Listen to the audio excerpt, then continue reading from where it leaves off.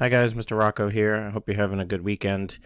We're going to continue with our Unit 5, Topic 5. This video will be about the water cycle.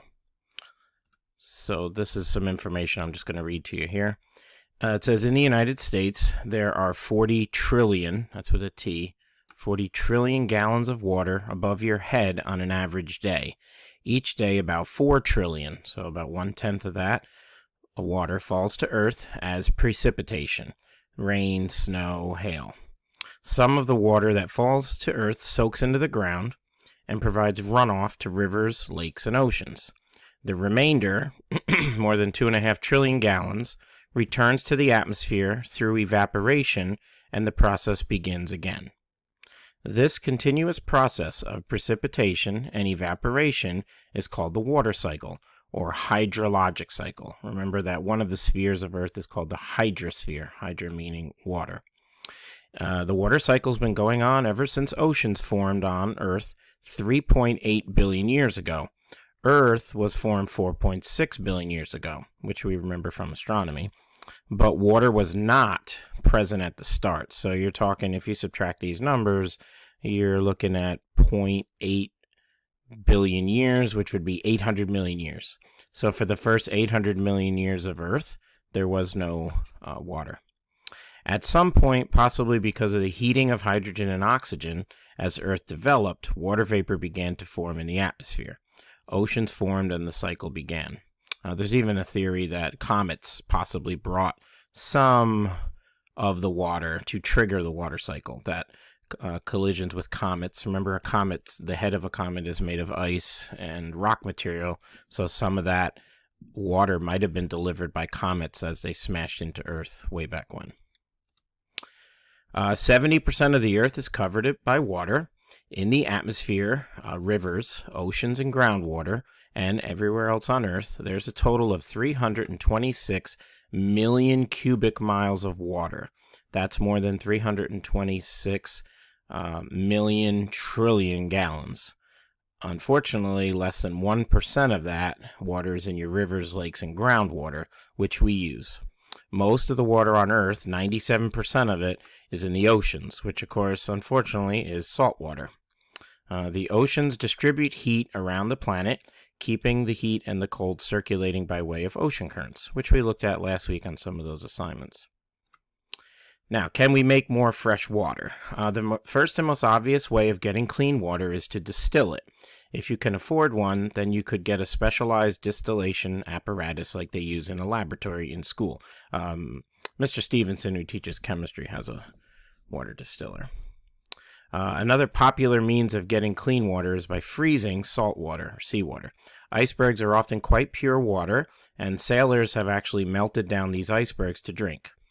Some countries, as ridiculous as it sounds, have even considered towing an iceberg from the polar regions back home so that they can melt it down to use as drinking water. I think Saudi Arabia was one of those countries that looked into that. They were going to tow an iceberg back to Saudi Arabia. Of course, there'd be nothing left when it gets there, or very little.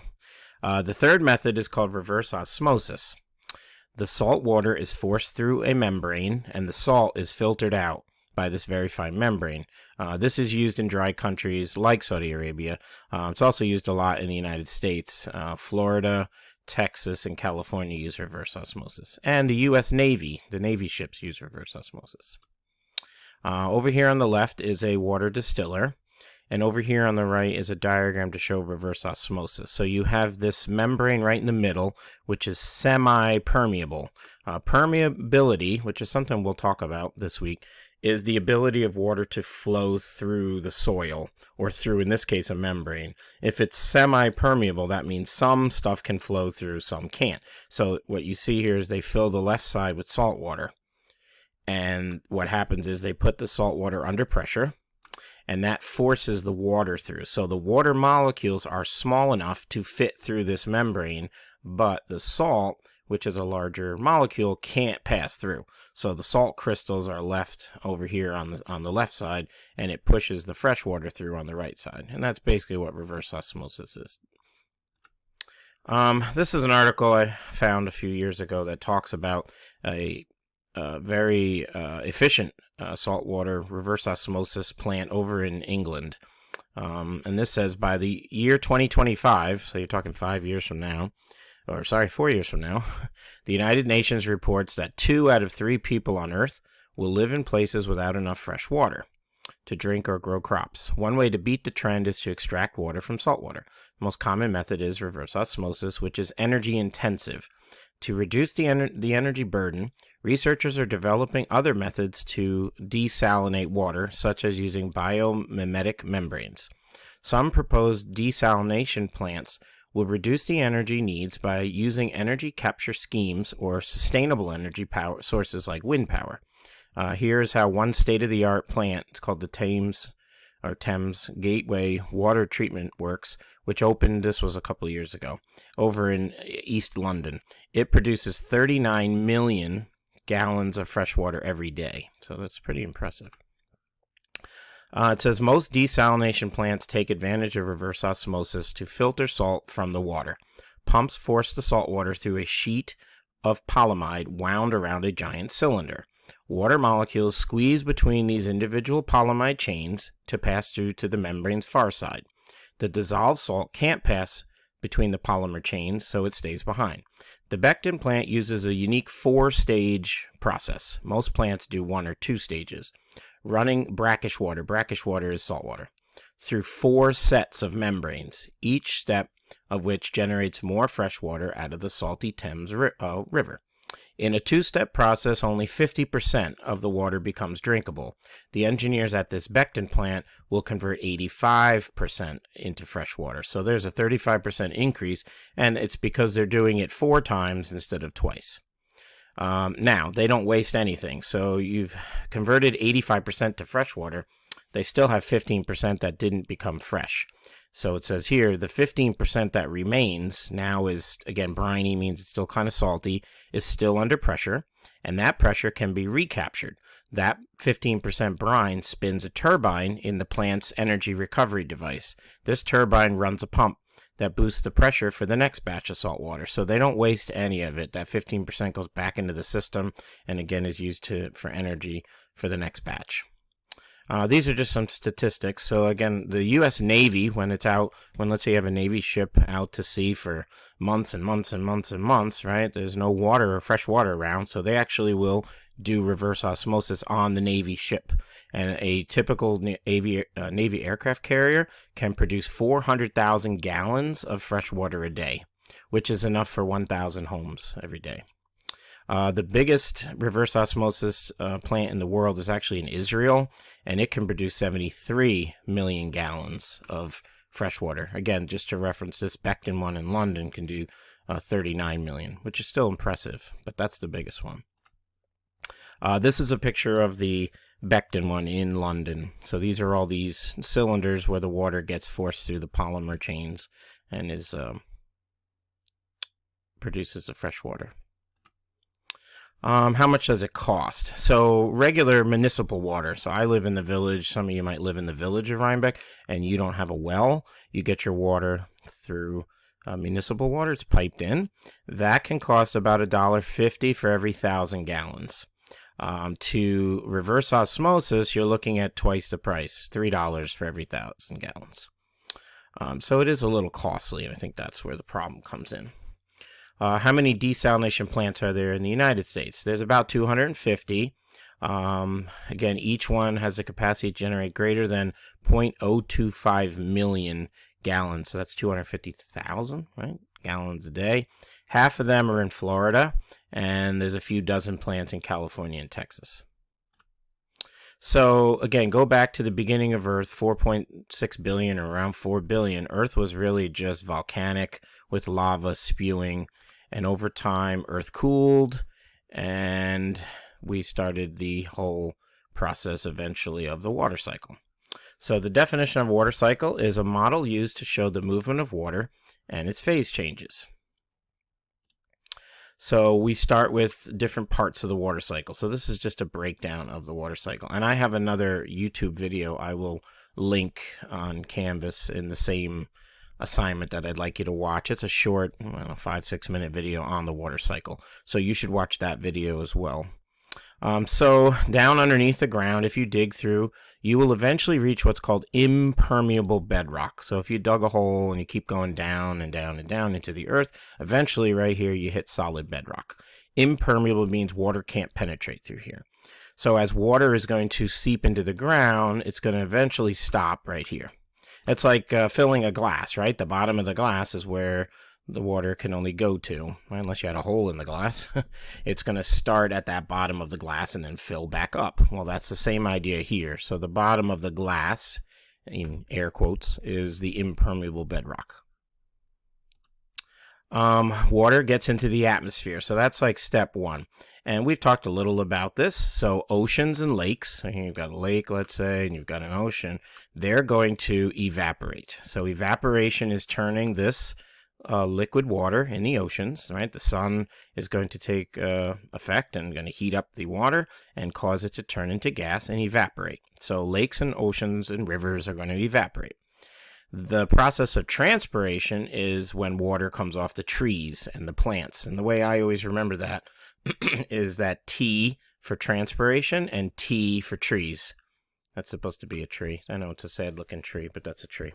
So transpiration is coming off of trees. So what they do in earth science is they take the word evaporation and combine it with the word transpiration, and you get this big word evapotranspiration, which is evaporation and transpiration. Water coming from the oceans and the lakes, and water that's transpiring coming off the trees and the plants. So evaporation comes from the oceans, transpiration comes from the trees, and then they put the two words together to make a big word, evapotranspiration.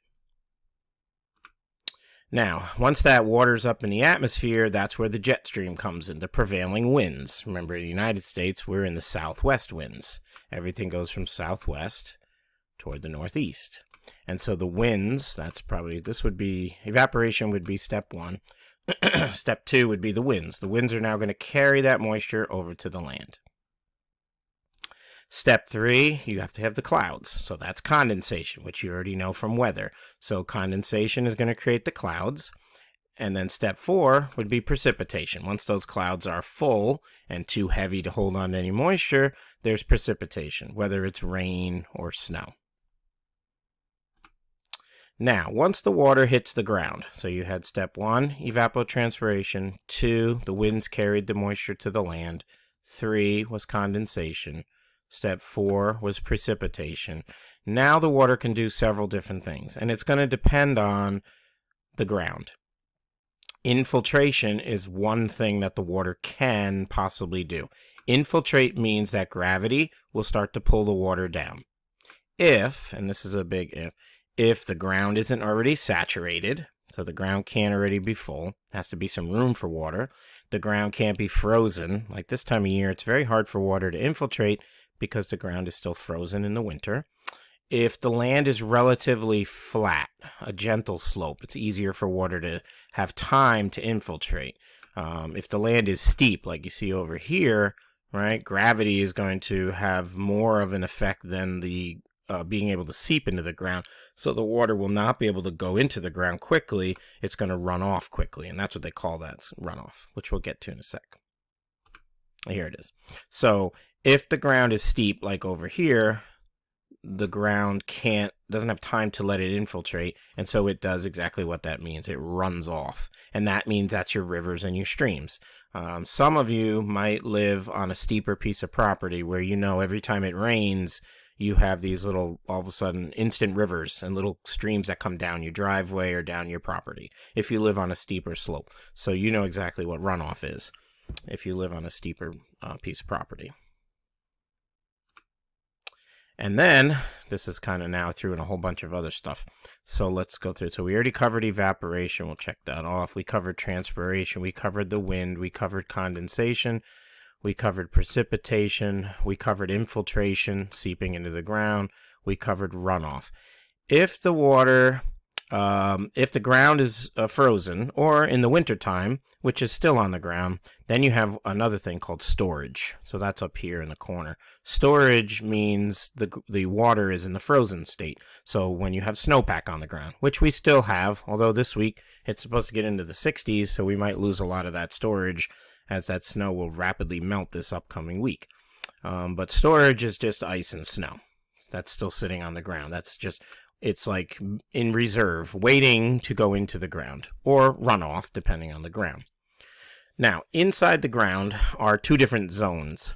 There is from the ground, let's say this is a surface, and it's going to depend on your piece of property, but down so many feet, you have the first portion, the top portion of the ground as you're going into the earth, is called the zone of aeration.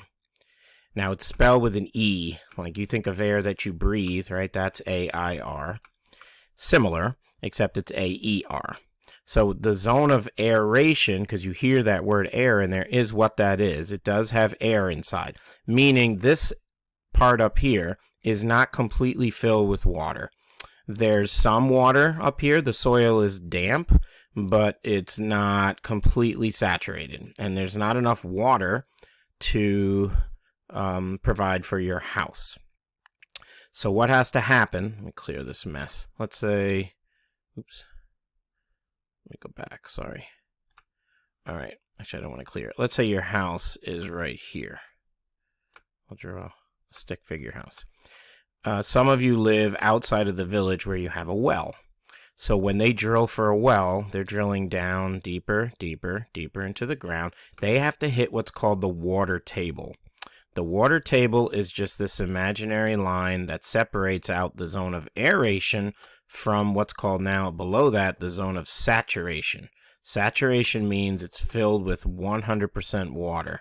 This is what your well has to go through. So they're going to drill down through the ground, hit the water table. They're not going to stop there. The well driller is going to keep on going, maybe another 20, 30, 40, 50 feet, who knows. They'll go down deeper and deeper and make sure they go far enough into the zone of saturation, because they want to make sure that as now people move into the house, right? Now, let's say it's a brand new house and you're now living in the house, you have enough groundwater and to pull up through the well. It's going to get pumped up to use for your house. That's your water you're using for showering and washing dishes and everything else.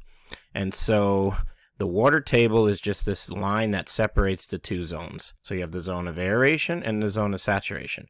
Now, when they drill a well, they can't just stop at the zone of aeration, because if you do that, you'll start to pull up dirt water. It'll be water filled with sand and silt and stuff like that. The water table can move up and down. If, let's say, we go into a very rainy period, right? We get a lot of rain or a lot of snow.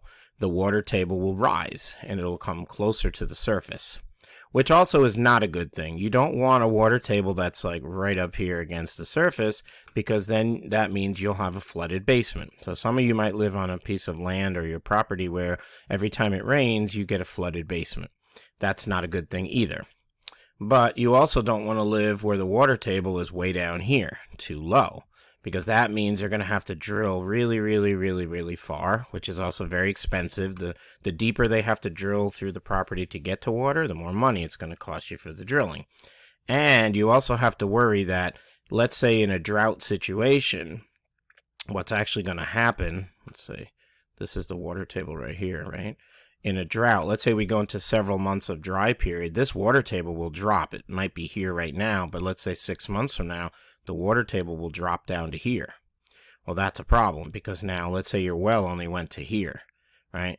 You're going to start, and you'll know, and some of you might have had this happen, where you start turning on the faucet in your house, especially you guys that have wells, and you start getting brown water, water with sand in it, silt, some kind of sediment in the water, some kind of dirt in the water.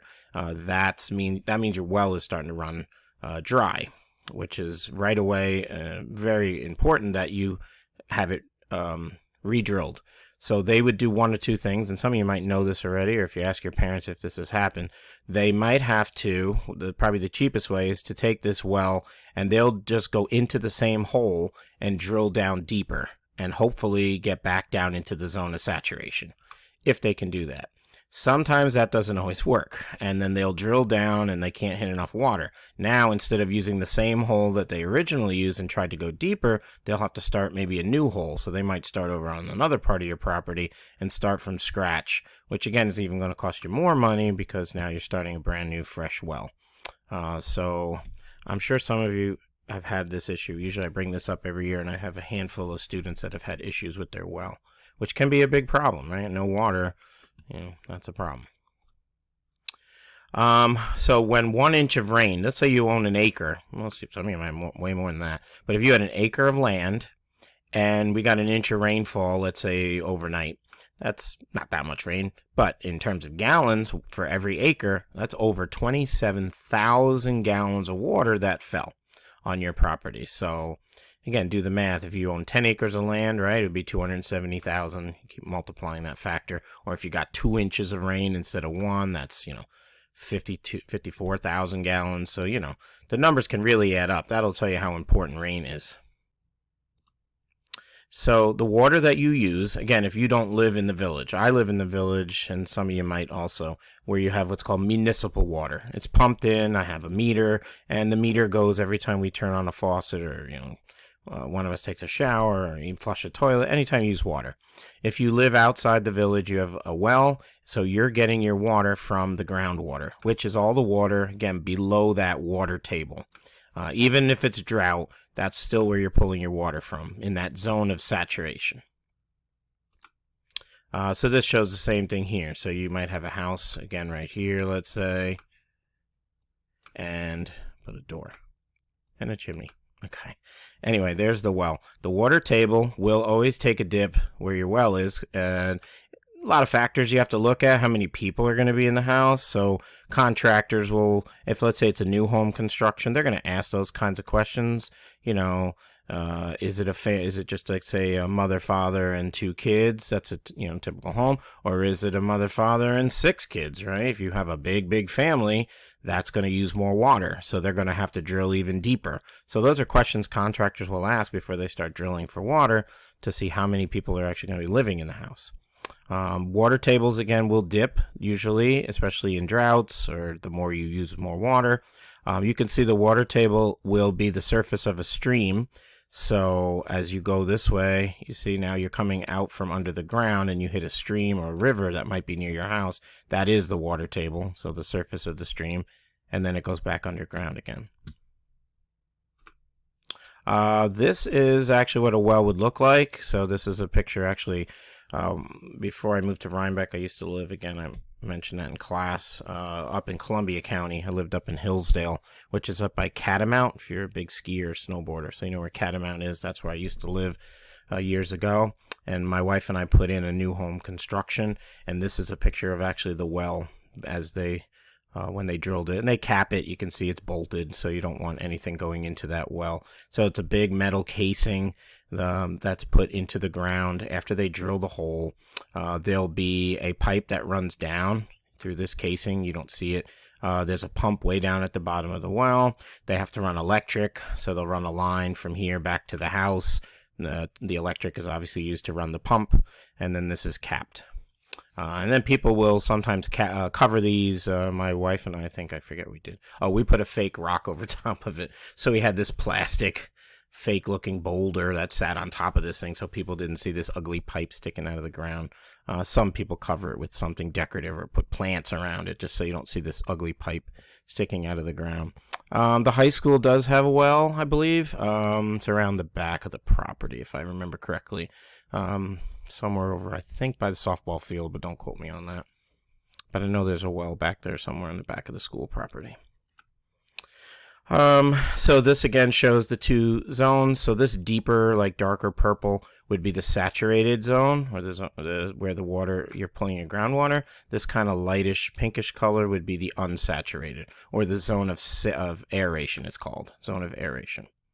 And then again, the water table just separates the 2 zones. So aeration's up here, saturation's down here. This shows again the same thing. So you can see the zone of aeration, some of the pore spaces, some of the openings between the rock particles are filled, but it's not 100%. But again, once you hit the water table, it's 100%. So this is 100% water down here in the zone of saturation. This video right here, I'll put a link to it. It's actually, It's an older video from like the 1980s. I have shown it in class from time to time, so it's interesting. It goes over the process that they do when they drill for a well. So I'll link this video to YouTube clip on Canvas as well, so if you want to watch that and see how they actually go through the process of drilling for wells. These were funny. I put these in here. These are aerators. So they actually do this on the school property. You'll notice sometimes I've had students go out on the ball fields and they'll see little tiny holes in the ground, and they always ask me, Mr. Rocco, what are they doing there? Those are aeration. So they go around, they don't use the boots, although those are kind of funny.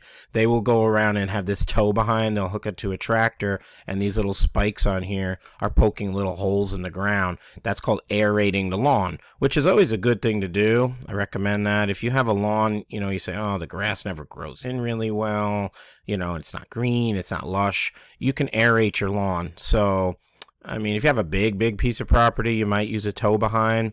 If you have a smaller piece of property that you can walk, you can use this thing over here, which you push. And they all do the same thing. They poke little holes in the lawn. That adds oxygen, which is what you want. You want to get the air into the grass, and you want to aerate the lawn there. This is if you have a small piece of property like I do. I live in the village, so I don't have a large property. I don't own these, but I've thought about buying them. These are aerating. They strap onto your boots, and they have little spikes on the bottom, and you would just walk all around your property, poking little holes to aerate your lawn to get it to grow. Once you get all that air, that's going to help the lawn grow a little better, a little thicker, a little greener. So I found this on Amazon. I forget what they cost. I have to go back and look, but they're kind of cool. Just be careful you don't hurt anybody with them, because they're really sharp metal spikes. All right, and finally, the 4 things that can happen. So again, once the precipitation happens, right, you have rain and the rain hits the ground, it can do one of these things, as we mentioned earlier. It can infiltrate, which means it seeps into the ground. Gravity's going to pull it in. It can go back up, evapotranspiration, so the water will come off the lakes, rivers, off the plants, transpire from the trees. It can run off. It goes into your rivers and streams, which eventually leads back to the oceans. Or, as we still have some on the ground, snowpack, it can be stored as ice and snow. So you have infiltration, evapotranspiration, runoff, and storage. And I think that's it. Yep, not a long video, so that's good. I will put this on Canvas. Again, please watch the entire video before you start completing assignments. Go back, rewind. That's the beauty of videos. You can, if something doesn't make sense, you can go back and listen to it again until hopefully it does make sense. And again, I'm going to post those couple of videos that go with this. One is a short one on the water cycle, and the other one's on how they drill for wells, if you're interested in watching those.